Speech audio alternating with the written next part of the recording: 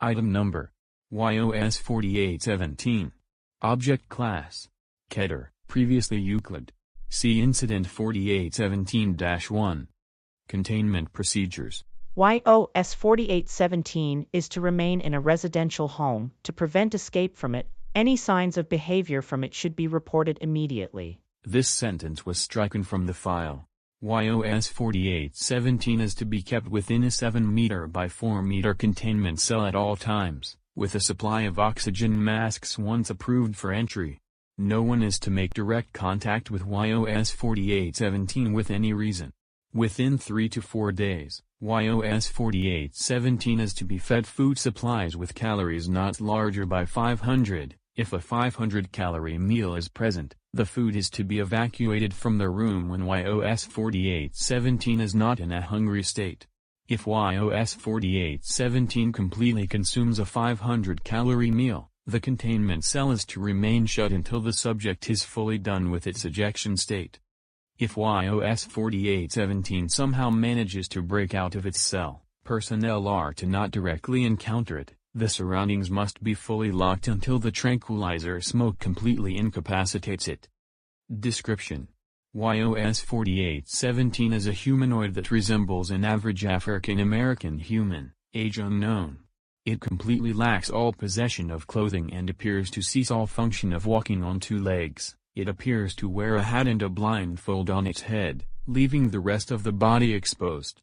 The subject shows signs of blindness, and cannot predict what its surroundings are. The subject is still capable of movement, and just crawling on all fours. The only way it can get around is by sensing the path it wants to take. It can also sense some supplies of food, and will follow the trail to eventually find it and eat it. YOS-4817 has about 4 stages it possesses. Dormant state. Whenever it's done sensing other matter, it will remain docile for long periods of time, and will even rest for long periods of time, although while sleeping, it would eject toxic gas constantly.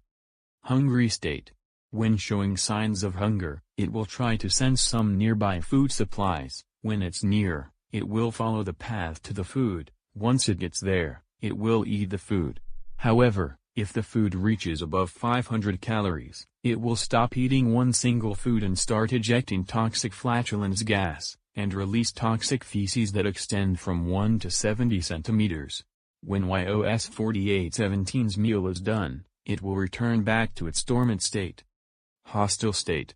When YOS-4817 senses a living organism or some type of security device nearby, it will directly go towards both of them. Once direct contact is made with the subject or item, it will immediately go hostile and easily pin down the target and start attacking with its toxic gas and feces, eventually killing the subject and the devices, losing all connections due to the gas's strength. After the target is taken down, it will become dormant once again. Ejection state.